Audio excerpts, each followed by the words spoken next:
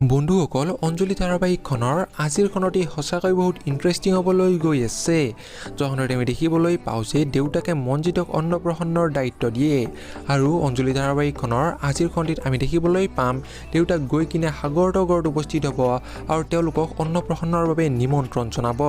কিন্তু আমি দেখিবলৈ পাম যে সাগৰে এই অন্নপ্ৰসন্নত অহাৰ বাবে অমান্তি হ'ব।